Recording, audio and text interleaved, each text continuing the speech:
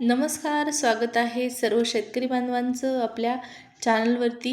आजचा व्हिडिओ खूप महत्त्वाचा आहे. राज्यातील सर्व शेतकरी बांधवांसाठी अतिशय मोठा निर्णय घेण्यात आलेला आहे महाराष्ट्र शासनाच्या माध्यमातून आणि या निर्णयाची थेट माहितीसुद्धा जाहीर माहिती देण्यात आलेली आहे कृषी मंत्री दत्तात्रय भरणे यांच्या माध्यमातून. त्यामुळे आजचा व्हिडिओ, आजची माहिती खूप महत्त्वाची आहे. स्किप अजिबात करू नका, शेवटपर्यंत पहा. सोबतच चॅनलवर जर पहिल्यांदा आला असाल, पहिल्यांदा व्हिडिओ पाहत असाल तर चॅनलला सबस्क्राईब करायला सुद्धा विसरू नका, जेणेकरून शासनाकडून येणाऱ्या कृषी विभागाच्या वेगवेगळ्या योजनांची माहिती, निर्णयांची माहिती तुम्हाला जाणून घेण्यासाठी नक्कीच मदत होईल. चला तर मग सुरुवात करूया अपडेटला, माहितीला. पहा, रक्षाबंधनापूर्वी लाभार्थी शेतकऱ्यांच्या खात्यामध्ये अनुदान जमा, रक्कम जमा या संदर्भात थेट माहिती देण्यात आलेली आहे कृषी मंत्री दत्तात्रय भरणे यांच्या माध्यमातून. त्यासोबतच नमो शेतकरी महासन्मान निधी योजनेचा हप्ता 9वा आणि 10वा हप्ता ₹4,000 शेतकऱ्यांच्या खात्यामध्ये जमा या संदर्भात सुद्धा आपण माहिती पाहणार आहोत. अगोदर दत्तात्रय भरणे यांच्या माध्यमातून जी माहिती जारी करण्यात आलेली आहे ती आपण पाहूया. तर खूप महत्त्वाची अपडेट आहे. राज्यातील 2.31 लाख शेतकऱ्यांना मिळणार आहे दिलासा.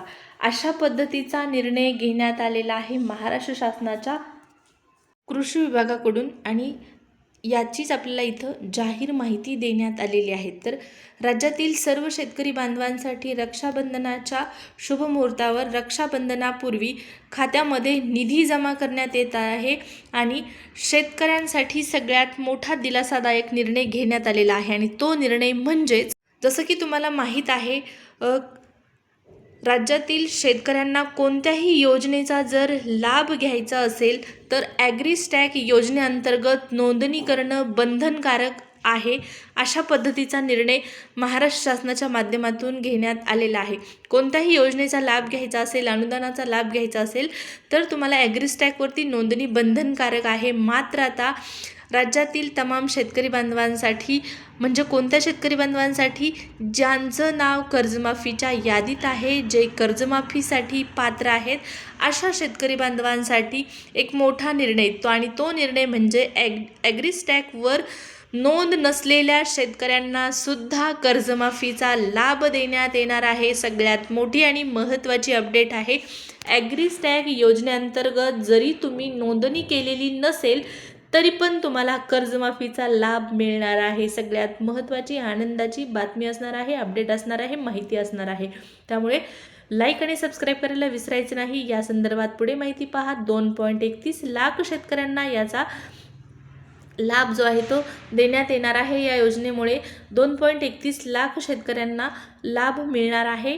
पहा, राज्यातील ज्या शेतकऱ्यांची नावे 7/12 उतार्यावर किंवा इतर अधिकारात नोंदवलेली नाहीत अशा तब्बल 2,31,000 शेतकऱ्यांना अधिकृत महसूल रेकॉर्डवर आणून त्यांना ॲग्रिस्टॅक नोंदणी, कर्जमाफी आणि शासकीय योजनांचा लाभ मिळवून देण्यासाठी सरकारकडून प्रयत्न केले जात आहेत. आणि त्या संदर्भातलीच ही अपडेट आहे, मोठी महत्त्वाची माहिती आहे. तर रक्षाबंधनापूर्वी नक्कीच मोठी आणि आनंदाची बातमी आलेली आहे शेतकरी बांधवांसाठी.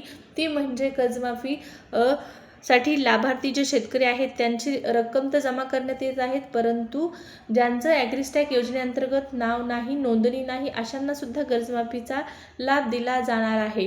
आता नमो शेतकरी महासन्मान निधी योजनेचं काय, असा प्रश्न यावरून उपस्थित होतो. कारण ॲग्रिस्टॅक योजनेअंतर्गत नोंदणी न केलेल्या लाभार्थ्यांना 9वा हप्ता वितरित केला जाणार नाही आणि त्या नियमानुसार 10वा सुद्धा हप्ता त्यांना मिळणार नाही. पण नमो शेतकरी महासन्मान निधी योजनेचा हप्ता मिळणार कधी? ॲग्रिस्टॅकवर नोंदणी नसलेल्या शेतकऱ्यांना मिळणार नाही हे खरं आहे. मात्र ज्यांचं नाव ॲग्रिस्टॅक योजनेअंतर्गत नोंदवलेलं आहे, ज्यांच्याकडे ॲग्रिस्टॅक योजनेची नोंदणी आहे, अशा लाभार्थ्यांना नमोचा हप्ता कधी मिळणार हा एक मोठा प्रश्न आहे. कर्जमाफी मिळालेल्या शेतकऱ्यांना नमो शेतकरीचा लाभ मिळणार नाही अशी माहिती सध्या मिळताना दिसत आहे. यामध्ये कितपत सत्यता आहे हे आपल्याला नमोचा हप्ता वितरण सुरू झाल्यावर कळणार आहे. परंतु पहा, नमो शेतकरी महासन्मान निधी योजना बंद झालेली आहे की काय, सरकारकडून ही योजना गुंडाळण्याचा प्रयत्न केला जात आहे का, असे प्रश्न नक्कीच शेतकऱ्यांच्या मनामध्ये निर्माण होणं साहजिकच आहे. आणि या सर्व प्रश्नांसोबतच एक कुठेतरी आशेचा किरण आहे नमोच्या 9व्या आणि 10व्या हप्त्याच्या वितरणासंदर्भात. तो म्हणजे येणारी 28 तारीख रक्षाबंधन मुहूर्तावर, शुभ मुहूर्तावर नक्कीच राज्यातील शेतकरी बांधवांना नमोच्या हप्त्याची प्रतीक्षा असणार आहे. आता पाहू राज्य सरकारकडून शेतकऱ्यांच्या पदरी नेमकं काय पडतं, हे तितकंच महत्त्वाचं असणार आहे जाणून घेणं. अपेक्षा करूया की 28 तारखेपर्यंत किंवा 28 तारखेला नमोचा हप्ता वितरित करण्यात यावा. त्यापूर्वी GR सुद्धा निर्गमित होणं तितकंच गरजेचं आहे. आणि या संदर्भात ऑफिशियल अपडेट आली की तुम्हाला कळवण्यात येईल. त्यासाठी सबस्क्राईब करायला विसरू नका.